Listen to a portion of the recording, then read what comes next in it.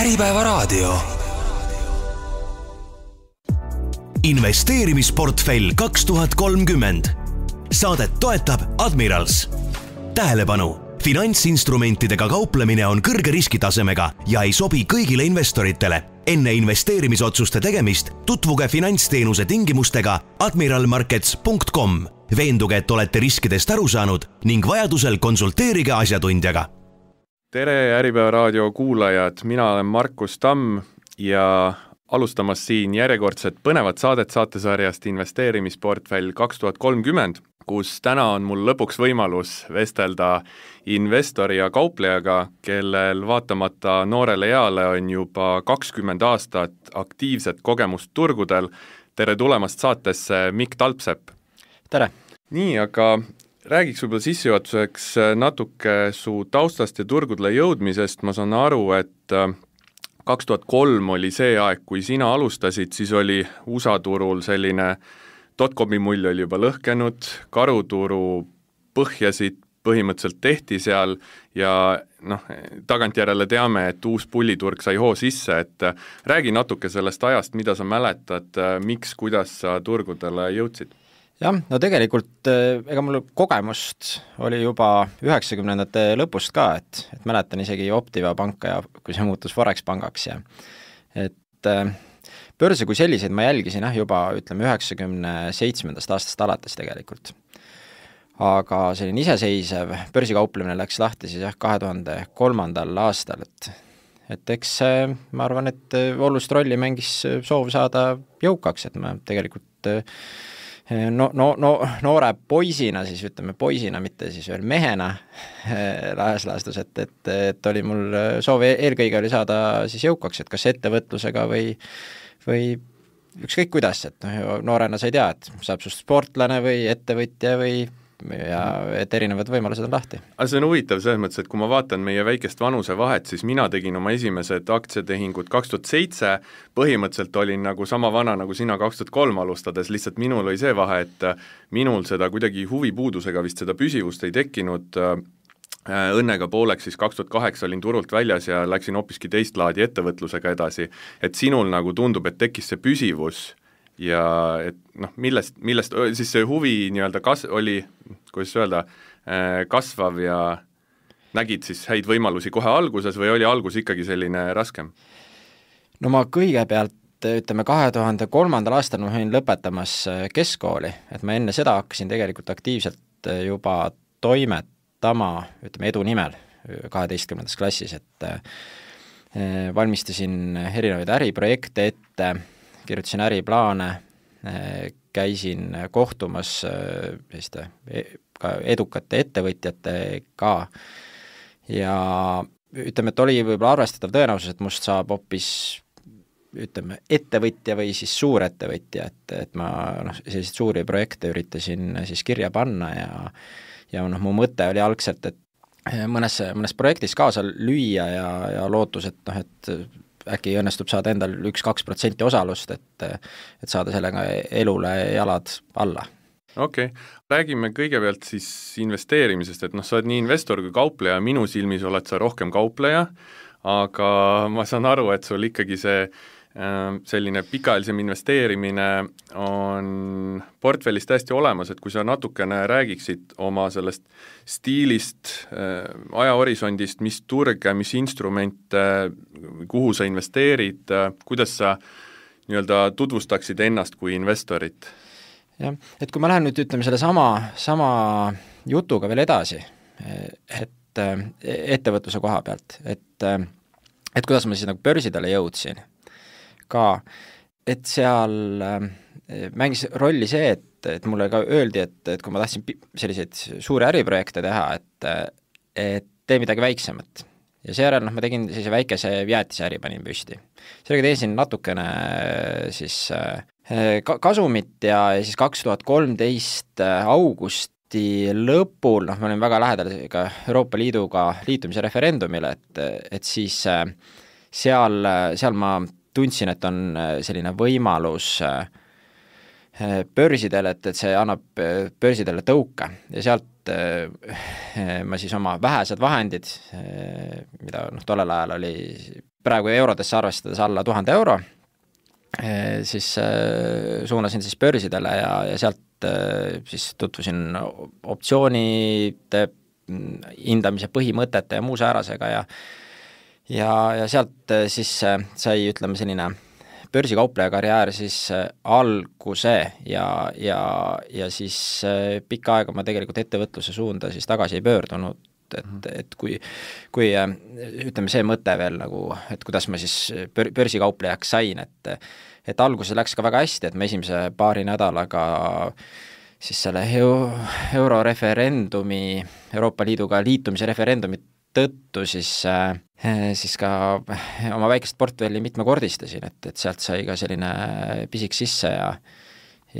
siis juba jäingi nagu börsidele. Okei, aga kui me räägime täna siis sinu investeerimisest aktsiabörsil, ma saan aru, et kui me räägime kasvuaktsiatest versus väärtusinvesteerimisest, siis sina oled rohkem see kasvuinvestor. Mida sa seal kasvuaktsiates siis pigem otsid? Ma saan aru, et sa ikkagi rohkem vaatad fundamentaale kui tehnilist analüüsi, et sind huvitab kasumi ja müügikäibe kasv või kuidas seda kasutad ise? No jah, no ütleme, viimastel aastatel on küll, ütleme, selline et ma olen nagu oma investor staatust kaadanud seoses siin erinevate tagasilöökidega finantsturgudel, aga ütleme, kui võtta see 20-aastane kogemus siis börsikaupleja investorina, et mitte kogu see periood ma ei ole siis olnud kasvuaktsiate usku niivõrd, et alustasin tegelikult just sellistesse ettevõtetesse investeerimist, mis annaksid kindlat tulu, et kui ma suutsin börsikauplejana tulu teenida, siis esimene investeering, mida ma siis koguma hakkasin, oli näiteks Tallinna Vesi, et mu mõte oligi, et ostan Tallinna Vett, et Tallinna Vesi maksab korralikult dividendi, 10% oli dividendi määr, tollel ajal ei olnud ka mingisugust ohtu, et Tallinna Vee tariifide kallale minnakse, see hiljem küll juhtus, mingi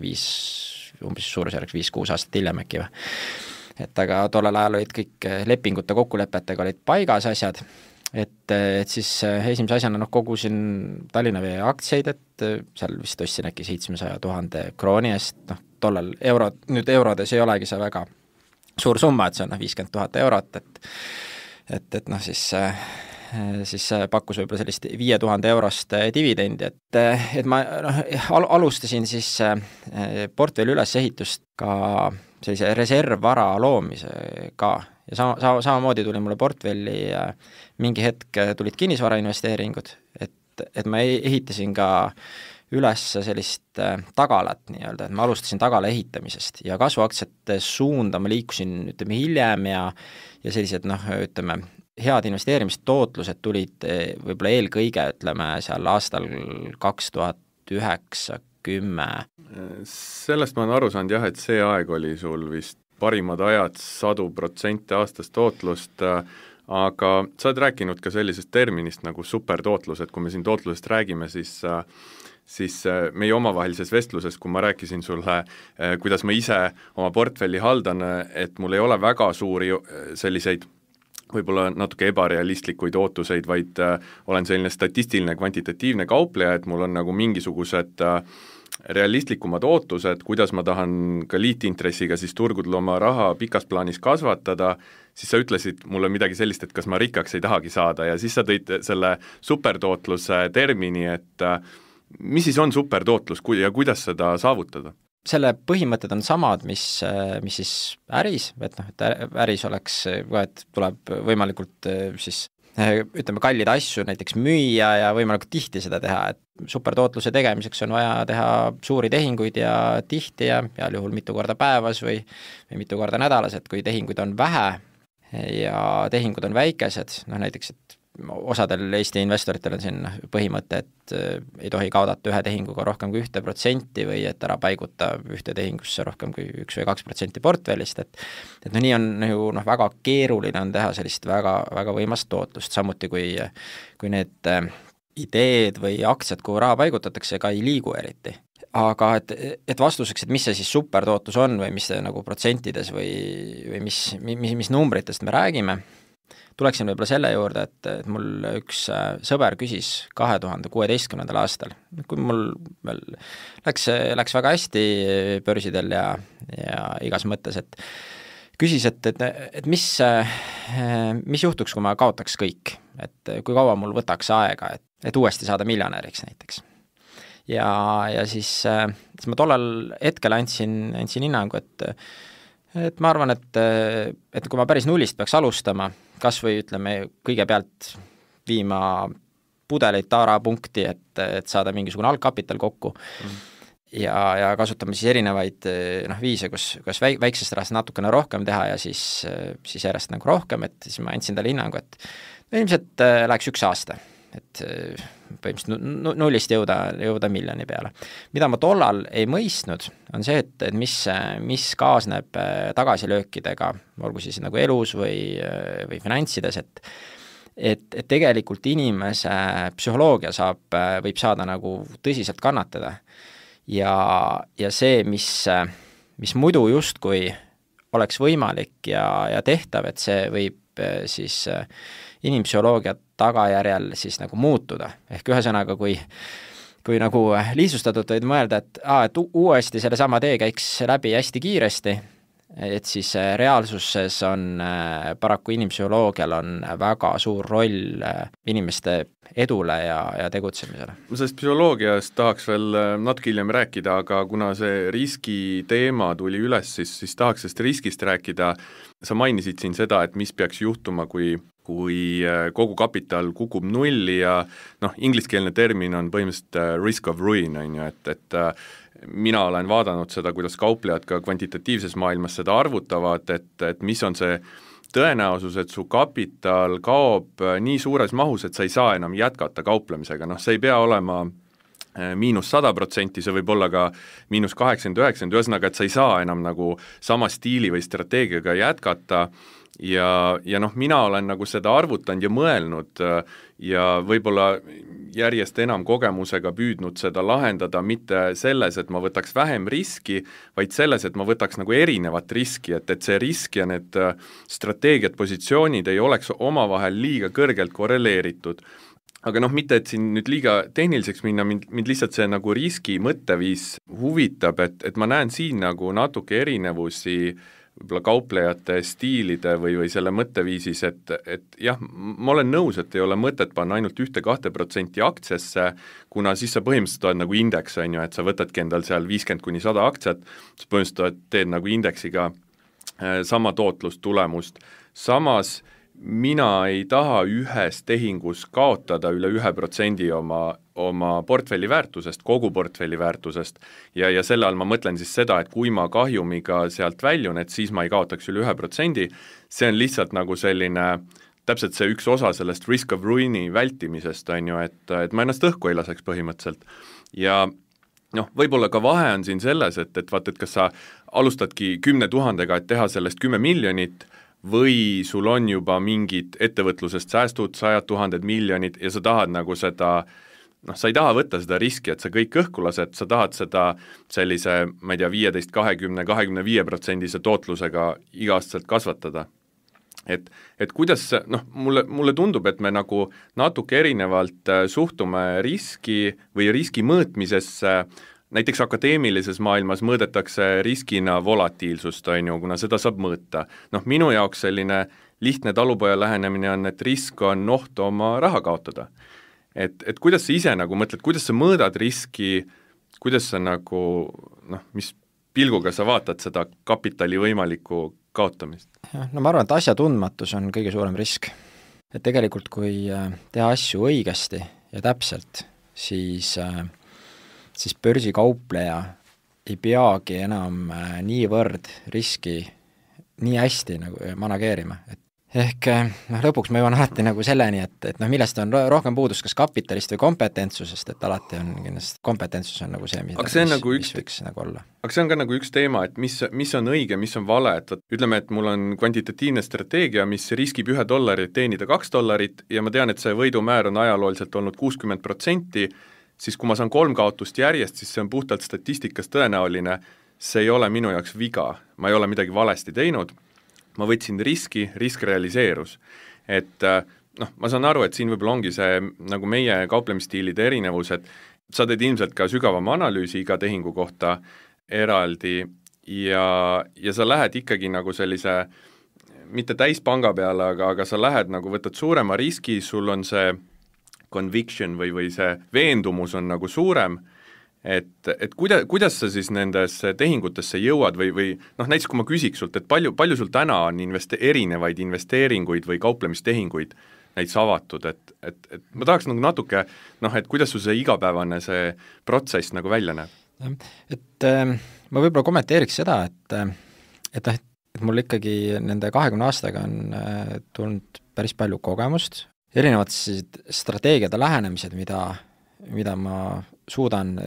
portfelli jaoks rakendada ja erinevates nišides on ka erinevad tootlused, erinevad riskimäärad. Et kui mul oleks eesmärk teenida väikest tootlust, edestada indekseid, et siis ongi lihtsam toimetada. Sellisel juhul on riskid madalamad, ma suudan seda teha, ma olen seda mingitel aastatel teinud, mul on vahepeal selle 20 aasta sees on olnud selliseid rahulikumaid perioode, kus mu eesmärgiks ongi võib-olla tuua ainult 10% tootlust aastas, ma olen ka selliseid aastaid teinud, ja on, algusaastatel siis selline soov suurt tootlust teha, alguses mul nüüd need tootluse eesmärgid hirmus suured ei olnud, sest et mu kogemus ei olnud ka nii, laiapõhjaline, et alguses, kui ma alustasin 2003 siis iseseisvat börsikauplemist, et siis mul oli eesmärgiks,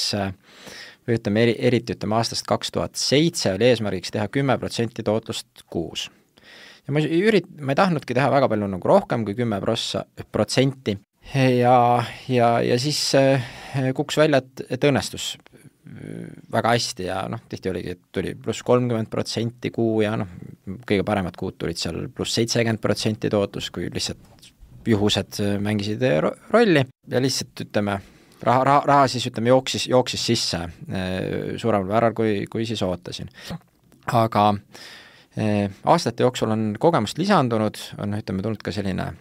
uudiste kauplemise kogemus juurde ja see on siis see koht, kus need riskid on hästi suured ja võimalused ka. Maksab meil ju vaadata ainult börsisüsteeme, uudiseid, näha, et on iga päev on aktsiaid, mis liiguvad 10%. Börsidel tänasel päeval on, kui sul on tavaline välismaine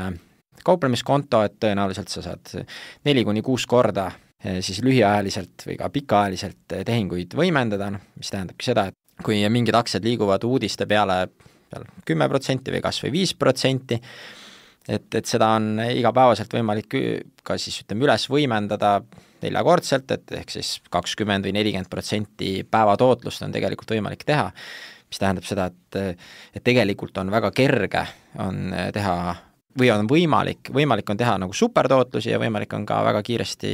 portfelli siis hävitada, et see on nagu üks ots minu erinevatest kogemustest, et ma ei ole mitte kogu aeg olnud selles kõige riskantsemas otsas, aga tänasel päeval ma uurin seda, ma olen seda nüüd mitmeid aastaid järjest uurinud, viimased 3 kvartalit ma olen võtnud väga rahulikult, et teha asju täpselt siis, kui ma olen selleks täiesti valmis. Ja teine pool on olnud see, et ma olen vahepeal olnud ka optsioonide väljakirjutaja, statistiline kaupleja, samuti investor, et see kõik on sõltunud ka sellest, et kus punktis ma siis oma börsikaupleja karjääris parasjagu olen, et kui kapitali rohkem, et siis tegingi rohkem asju, uurisin rohkem asju, tehingud olid laiapõhjalisemad, investeeringud olid laiapõhjalisemad, oli seal väärtusaktsiid, dividendiaktsiaid, kasvuaktsiid, et see kõik on ajas siis muutunud, et ühesõnaga ma ei ütleks niimoodi üheselt, et ma tingimata olen hirmus suur riskivõtja, aga tänasel päeval jah, ma selle uurimise ja seal läbimurdega tegelen. Okei. Kindlasti kogemus maksab ja see, et sul ikkagi näed neid tsükleid ja kuidas need välja mängivad ja erinevad aktsiad, turud, et selle on kindlasti väga suur väärtus, aga optsioonide juurde tahaks saate teises pooles minna, räägime korraks sellest uudiskauplemisest, millest sa rääkisid, ma saan aru, et see on midagi, mida sa täna uurid ja testid või? Jaa, et ma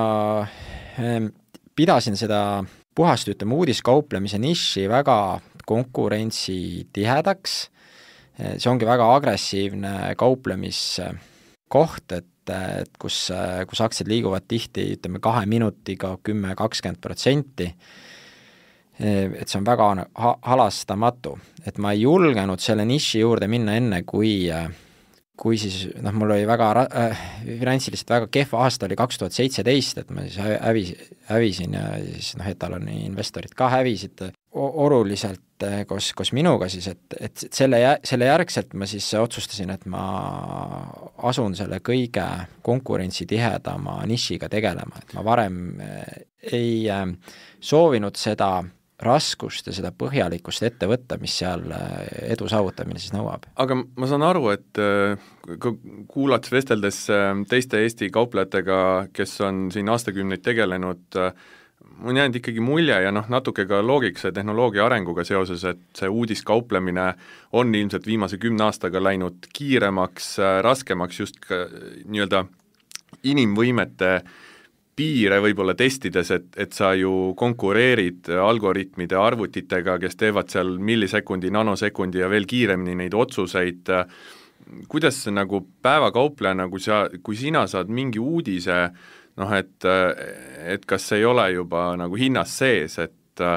üks mõte, mis ma tahan veel siia ise tuua ära, et ilmselt sa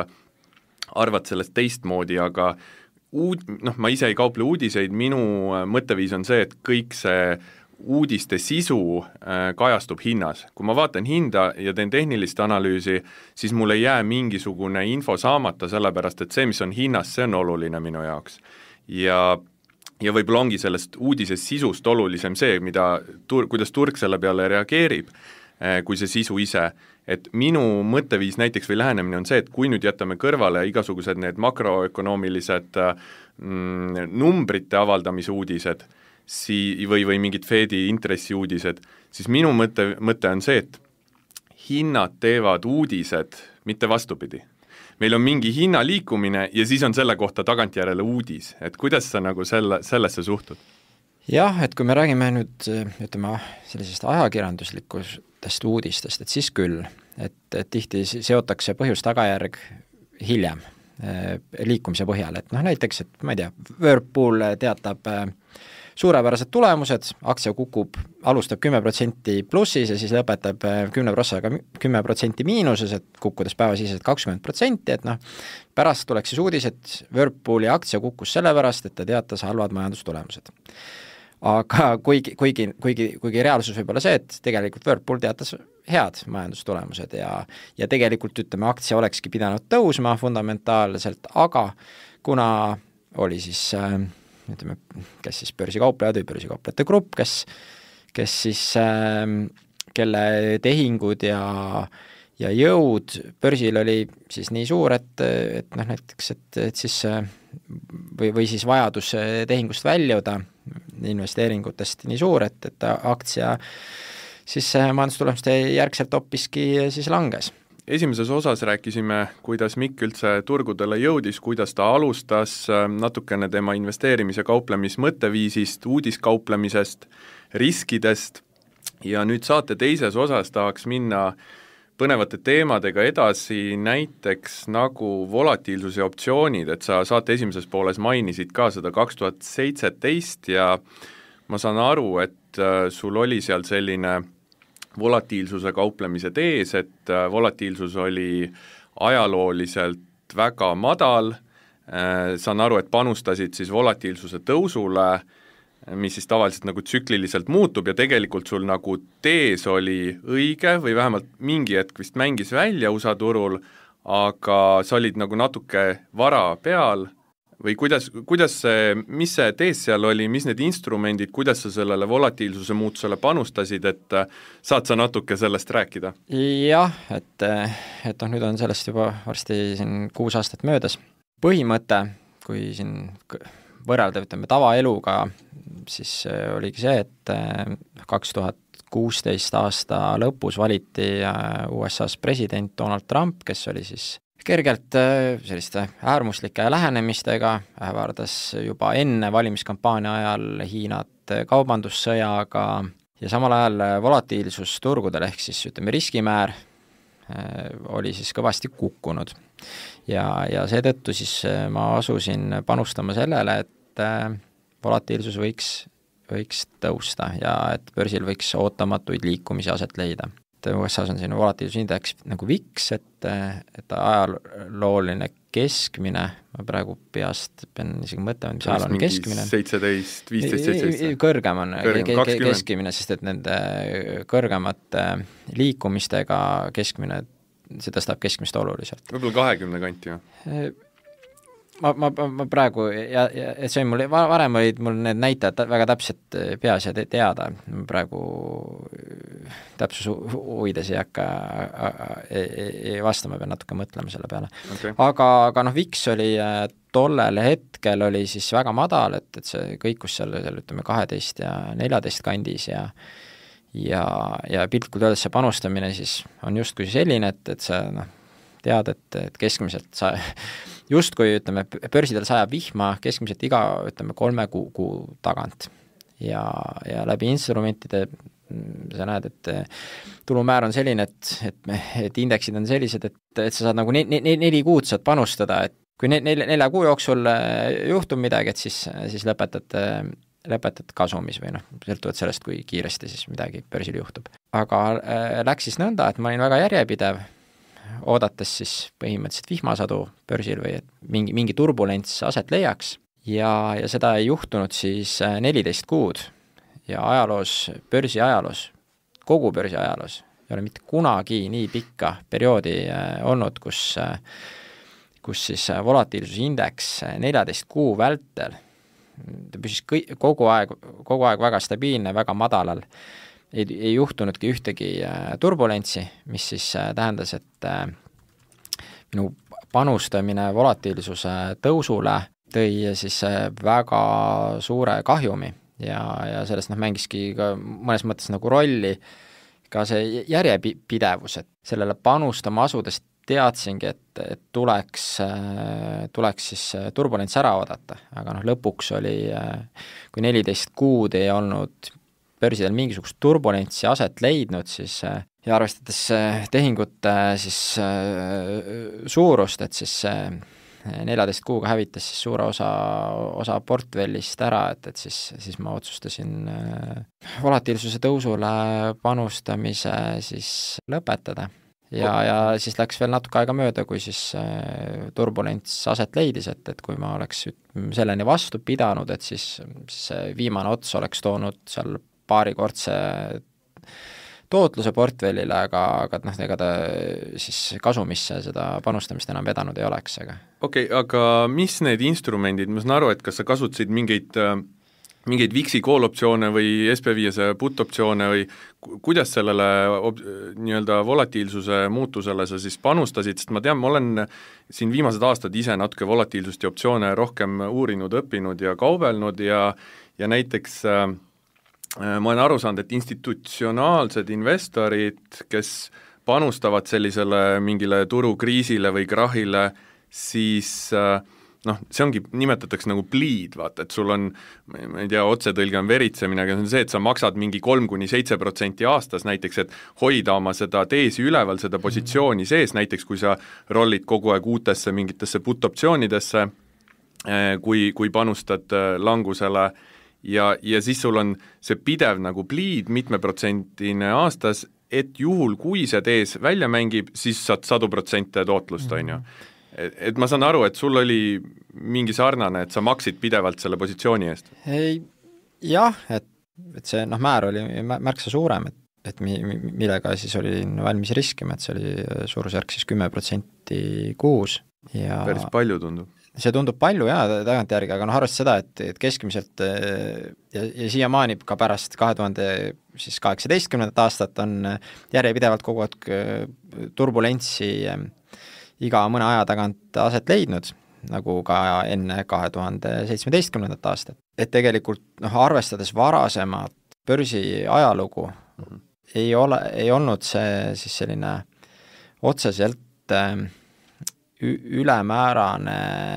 ütleme, et selline riskimäär oleks võinud välja mängida.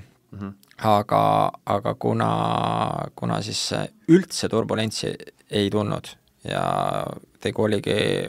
maailma ajaloo kõige rahulikuma börsiperioodiga, et siis muidugi siis tagantjärgi saab öelda, et jah, et see riskimäär oli suur ja oleks pidanud tegelema muude asjadega, et selge see. Tagantjärgi me oleme alati targemad, on ju, et riski võttes me seda kahjuks ei tea, mis tulevik toob, aga on sul nagu tagantjärgi endale ka mingi selline suurem õppetund seoses sellega, mida sa sellise teesi puhul teistmoodi teeksid tulevikus? Võib-olla üldse ei peaks selliseid teese tegema, et kokkuvõttes niikuinii on mõistlikum olla siis investeerimises, mitte spekuleerimises, ütleme investeerimises, mitte ka kauplemises, ja ütleme kasvuaktsiad on kindlasti selline koht, kus siis olla, et ütleme, ma nagu kasvuaktsiate koha pealt võib-olla tookski näite, et kunagi siin 80-ndatel, 90-ndatel telekas jooksis selline sari nagu A-rühm ja seal tegelased olid BA Baracus ja Face ja Murdoch ja Hannibal ja Hannibal näitleja, tema siis elu lõppes seal vist 90-ndatel, aga teised ülejäänud 3 meest on siis elus. Kõik nad teenisid filmist ja näitlemisest raha ja siis tänasel päeval võime vaadata, et mis nendest siis saanud on, et BA ja Murdochi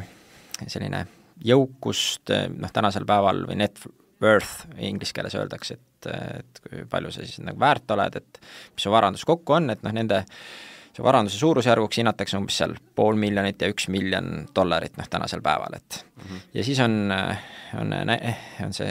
näitleja, kes mängis Face'i. Face on, mis ta oli, John Templeton Beck tema nimi, et tema jõukus tänasel päeval on $200 miljonit. Et siit tuleb ka nagu see näide, et miks ja millega ta tegeles, tema investeeris oma näitleja teenitud tulu siis just kasvuaktsiatesse ja tegi seda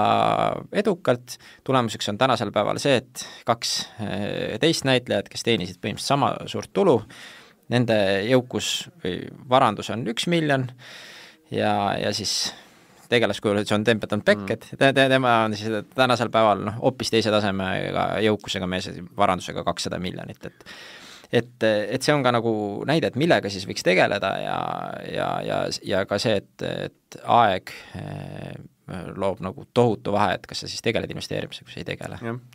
Näide, kuidas tema pani siis selle kapitali aja enda jaoks tööle, aga muide ma siin vahepeal kiirelt guugeldasin, et VIX-i ajalooline tase 2018 aasta seisuga näitas 18,5. Aga nüüd muidugi viimased aastad on ta kõrgem olnud, aga ma tahtsin küsida, ma ei tea, kui palju sa täna seda VIX-i jälgid, aga ma olen nüüd viimased aasta ise vaadanud, et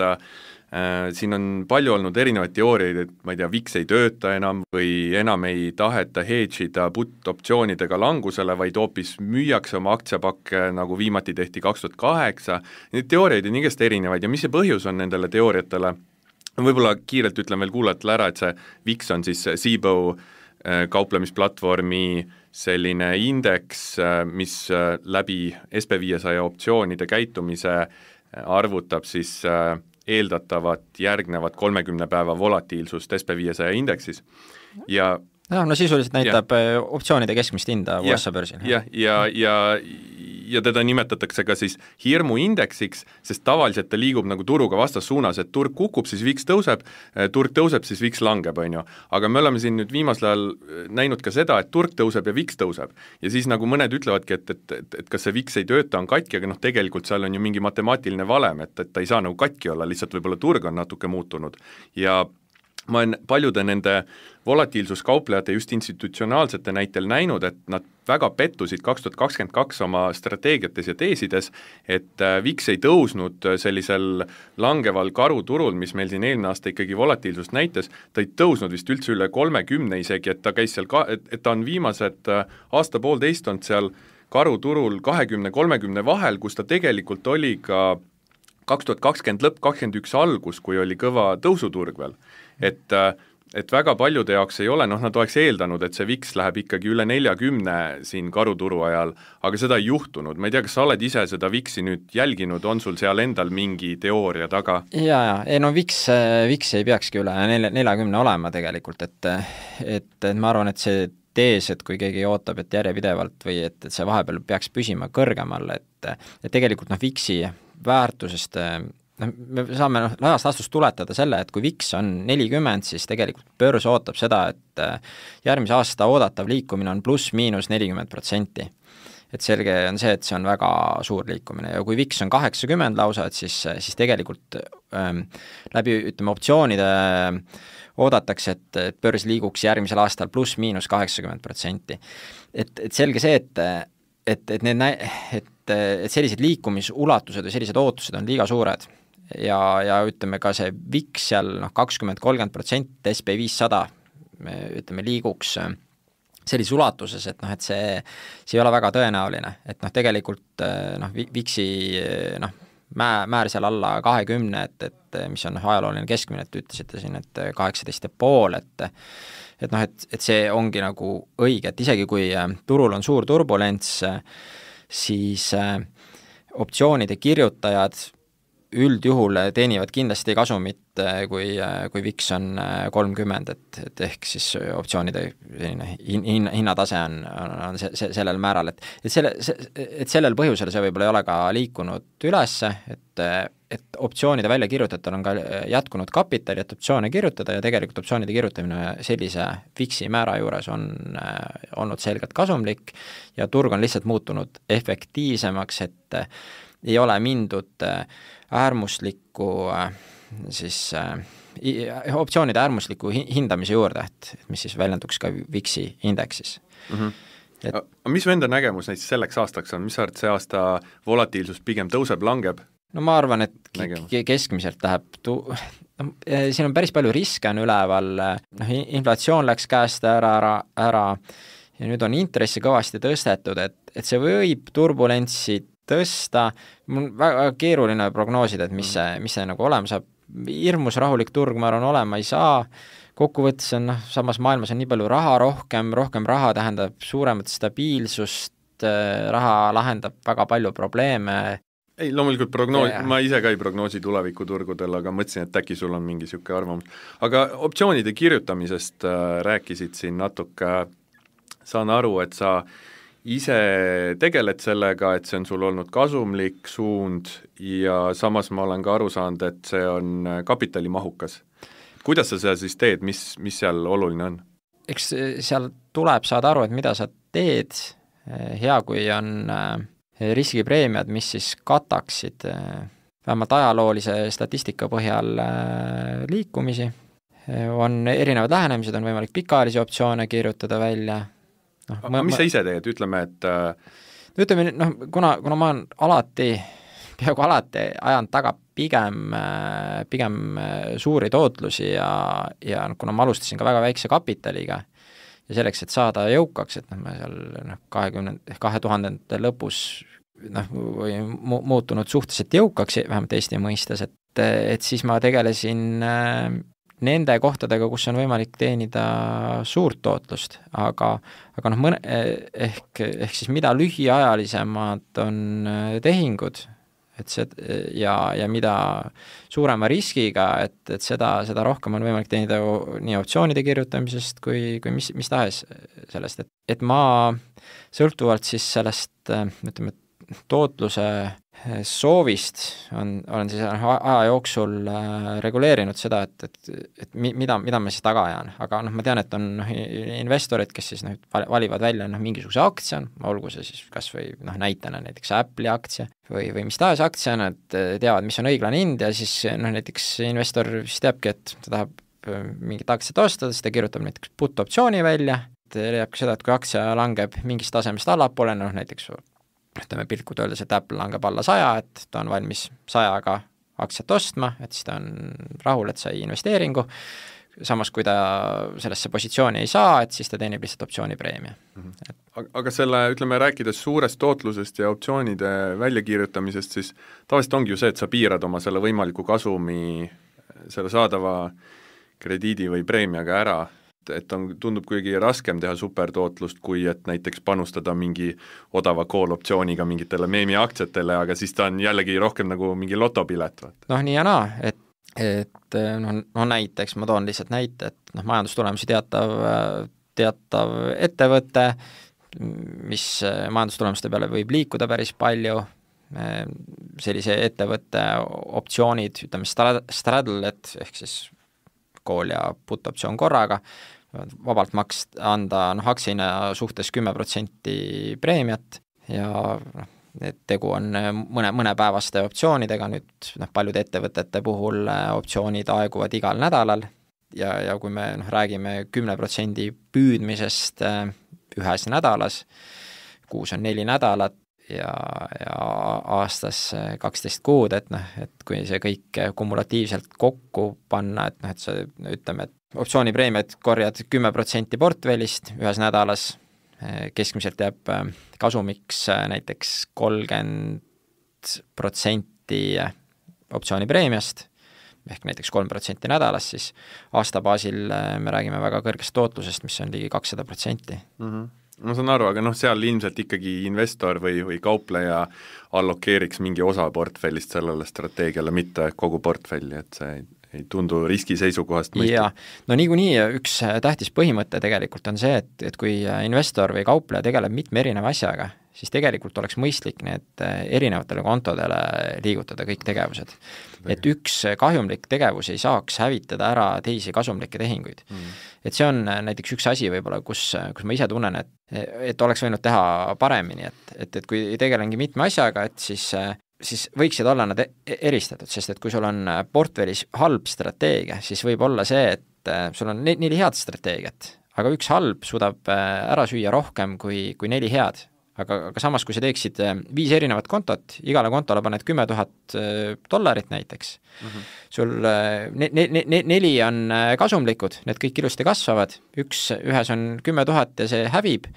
pole probleemi, ülejäänud 4 toovad korralikku kasumit ja samas raha ei liigu sealt siis halba strateegiasse, et see on nagu üks viis, kuidas on palju lihtsam õnnestuda, sest et sul on tegelikult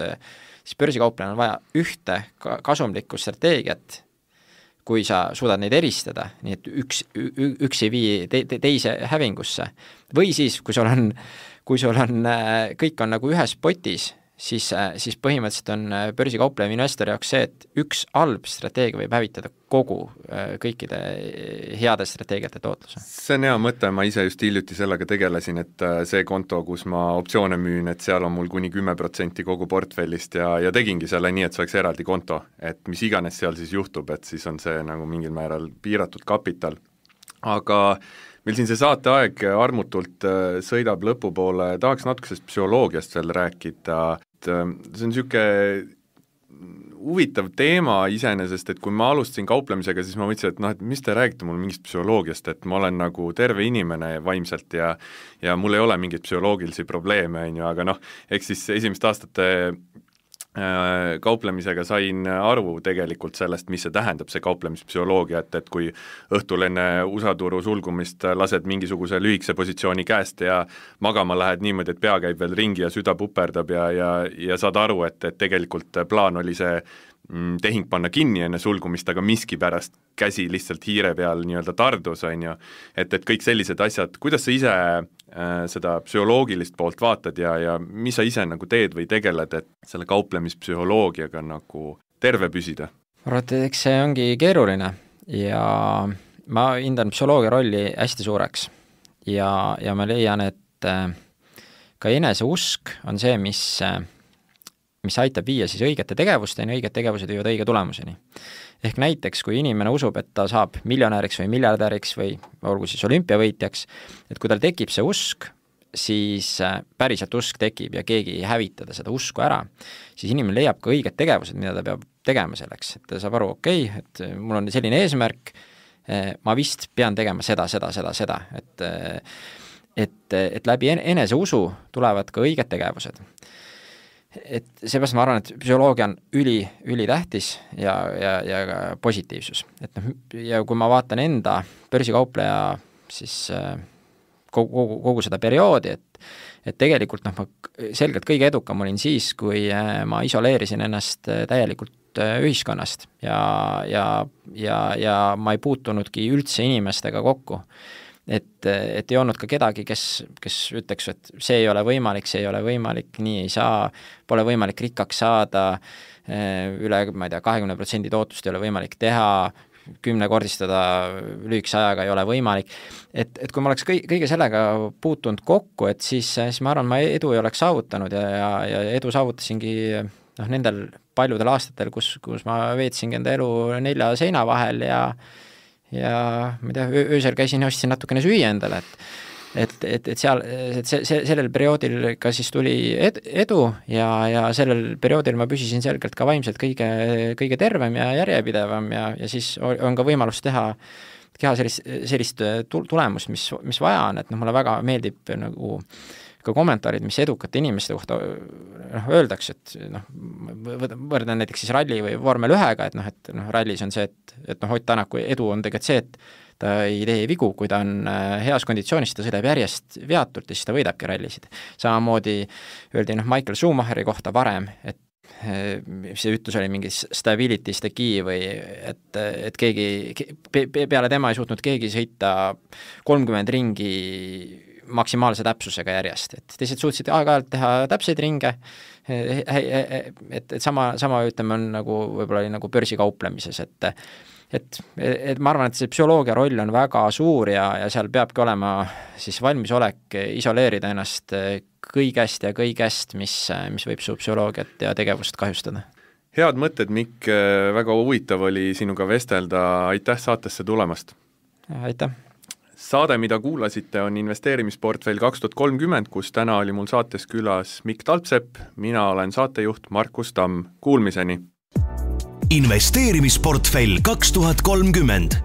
Saadet toetab Admirals. Tähelepanu! Finantsinstrumentidega kauplemine on kõrge riskitasemega ja ei sobi kõigile investoritele. Enne investeerimisotsuste tegemist tutvuge finantsteenuse tingimustega admiralmarkets.com. Veenduge, et olete riskidest aru saanud ning vajadusel konsulteerige asjatundjaga.